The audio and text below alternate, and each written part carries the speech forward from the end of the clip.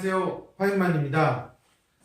ADHD 아동을 키우는 부모님들, 그리고 ADHD 아동을 치료센터에서 치료하는 선생님들이 좀 알아야 될 부분이 있습니다. 이게 ADHD 아동이라는 아이들의 특성 자체가 상당히 충동적이고 과잉 행동, 즉 그 상황에 맞는 적절한 행동이 아니라 행동 반경이 상당히 넓고 또한 아주 수시로 행동이 바뀌기 때문에 이런 어떠한 과제 수행의 지속성에서 문제가 가장 크게 학습적으로 나타날 수가 있죠. 그리고 무엇보다도 이제 주변 사람들과의 마찰이 많이 일어난다는 거죠. 그래서 많이들 ADHD 아동은 병원에서 약을 처방을 받아서 먹이죠. 아침부터 먹이면 오후 한 두세 시까지는 아주 순한 양처럼 반응을 하지 않고 억제되는 그러한 효과를 보여주는 게 대부분이고요. 그런 점에서 이제 그렇게 억제되고 있는 동안에는 주변 사람들에게 크게 해를 끼치지 않지만 이게 그 약효가 떨어졌을 때에 사실상 상당히 통제가 힘들고 학년이 올라갈수록 어려움이 있다라는 거죠. 약의 도움을 받았을 때에는 그 약 효과가 있었을 때의 지속성이 있겠지만 약 효과가 떨어지고 난 이후에 더 이상 약을 먹이지 않는 그 시간에는 아이가 스스로 어느 정도 조절하고 좀 더 억제하려고 통제하려고 하는 노력을 자발적으로 할 수 있어야 된다는 거죠. 이런 자발적인 노력을 위해서는 아무래도 ADHD 성향의 학생들에게 적합한 이런 전두엽을 사용할 수 있는 자기조절 능력을 키워줘야 되겠죠. 그러다 보니까 여러 가지 인지행동 치료에서 쓰는 것처럼 어떤 보상의 조건을 걸어서 그것들을 이렇게 성취해가는 쪽으로 훈련을 시키는 것도 있죠. 하지만 제가 더 중요하게 생각하는 부분은 어쨌든 생각해서 자기가 과잉 행동을 그 다음에 충동성을 나타내기 전에 지금 자기가 무엇을 하는 게 더 나을지를 생각할 수 있다면 훨씬 더 충동성을 줄일 수 있다는 거죠. 즉 행동전 사고를 어떻게 습관화시켜 주느냐가 어렸을 때부터 어떻게 이제 교육을 받았느냐와 밀접한 관련이 있다는 거죠. 아마 지금 최근 들어서 ADHD 성향이 많아지는 이유는 저는 부모님들의 어떤 양육 방식에 문제가 있다.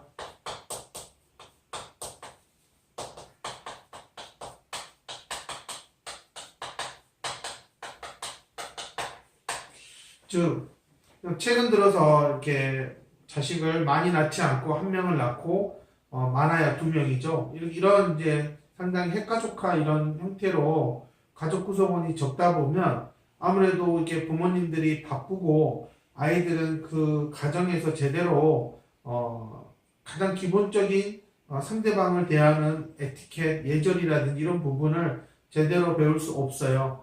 그러다 보면 아이들한테 사람들과의 관계에 있어서 자신의 입장에서만 바라보는 상당히 이기주의적인 자기중심적인 사고와 행동이 습관화될 위험성이 있습니다. 그렇기 때문에 저는 이 ADHD 성향이 많이 나타나는 이유 중에 하나가 아무래도 부모와 오랜 시간을 같이 보내면서 부모로부터 자기 나이에 맞는 적절한 행동을 제대로 훈육을 통해서 교육을 받았어야 된다. 근데 그렇지 않았기 때문에 사실상 ADHD 성향이 나타날 수도 있다라고 저는 생각을 하고 있습니다. 즉 그 말은 부모가 양육 방식을 바꾼다면, 즉 부모가 변화된다면 얼마든지 아주 심한 ADHD가 아니라면 어느 정도는 조절할 수 있는 능력을 아이한테 가르쳐 줄 수 있다라는 거죠. 즉 그렇기 때문에 제일 중요한 부분이 엄마가 아빠가 나에게도 뭔가 문제가 있다라는 거, 내가 아이를 대하고 교육하는 데 있어서 상당히 일관적인 어떤 그러한 태도를 보여주지 못했다라는 것을 인정하고 수정한다면 굳이 병원에 가서 약을 먹이거나 할 필요가 없다라는 것입니다. 이미 어느 정도 ADHD 성향이 상당히 습관화돼서 나타나고 있는 아이들이라면 물론 이제 전문가의 도움을 받아야 되겠죠. 그래도 저는 더 많이 중요하게 생각하고 있는 부분은 아무래도 부모의 양육 태도를 변화시키는 거, 이게 먼저가 아닐까라고 저는 생각을 하고 있습니다. 그 다음에 이제 두 번째가 아무래도 이제 ADHD 성향이 있다라는 것을 알게 돼서 통제가 어렵고 부모가 다루기가 어려워지면 치료센터에 가게 될 거예요. 그랬을 때 이제 치료센터에서 기존에 ADHD 성향이 있다는 것을 검사를 통해서 뭐 주의 집중 검사라든지 이런 걸 통해서 나름 충동성이 있다라고 이제 판단이 되면 그에 맞는 어떤 치료를 하겠죠. 근데 이 치료에서 가장 이제 중요한 부분은 어찌됐든 이 아이가 전두엽을 제대로 전두엽의 기능을 활성화시키는 게 무엇보다 중요하겠죠.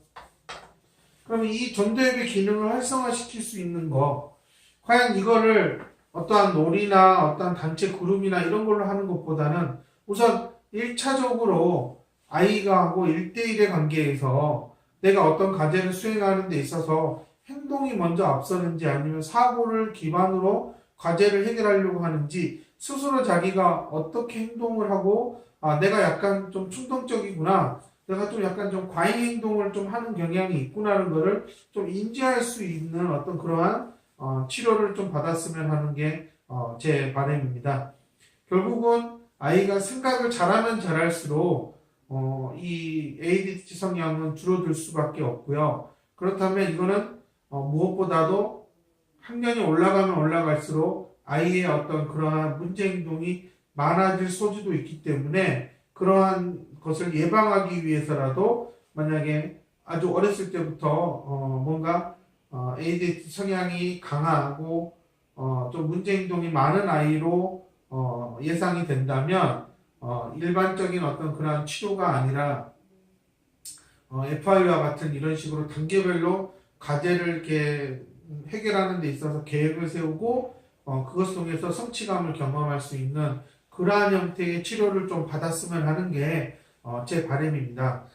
그 다음에 이제 세 번째로는 어쨌든 스스로 자기 조절 능력을 갖춰야 되거든요. 그러면 스스로 자기 조절 능력을 갖추게 하는 가장 쉬운 방법은 이 집에서 자신이 할 수 있는 거, 즉 자신의 청결이라든지 자신의 물건을 관리한다든지 이런 것들은 스스로 아이가 해낼 수 있는 그러한 기회를 만들어주고 또 그런 것들을 해냈을 때 적절하게 칭찬을 해주는 긍정적인 피드백을 주는 형태로 진행이 되면 아이는 자신이 어떤 일을 과제를 수행하거나 아니면 집에서 동생과 놀아주거나 아니면 엄마 아빠 일을 도와줬을 때 자기가 생각을 통해서 행동할 수 있다라는 거, 그리고 그 결과가 상당히 긍정적으로 상대방에게 즐거움을 줄 수도 있고 그 다음에 내가 그에 대한 보답으로 고마움의 표현을 받을 수 있다라면 아이는 좀 더 나은 행동을 하려고 할 수밖에 없다라는 거죠. 상당히 아이로 하여금 사고의 흐름이 좀 더 긍정적인 결과를 이끌어낸 쪽으로 유도하려면 아이가 스스로 할 수 있는 것들이 참 많아야 됩니다. 근데 지금 사실상 대부분 많이 이렇게 집에서 해주다 보면 미처 아이가 할 수 있는 것도 자기가 생각하고 하려고 하지 않기 때문에 상당히 시행착오도 많아지고 때로는 다른 사람에게 피해를 주는 어떠한 자기중심적인 행동과 말들이 나올 수도 있다라는 거죠. 그러한 측면에서 ADHD 아이들 중에서 과연 극심한 그런 성향을 보여서 약을 먹을 만한 아이들이 과연 얼마나 많을까 했을 때 저는 그렇게 많지 않다고 생각이 들고요.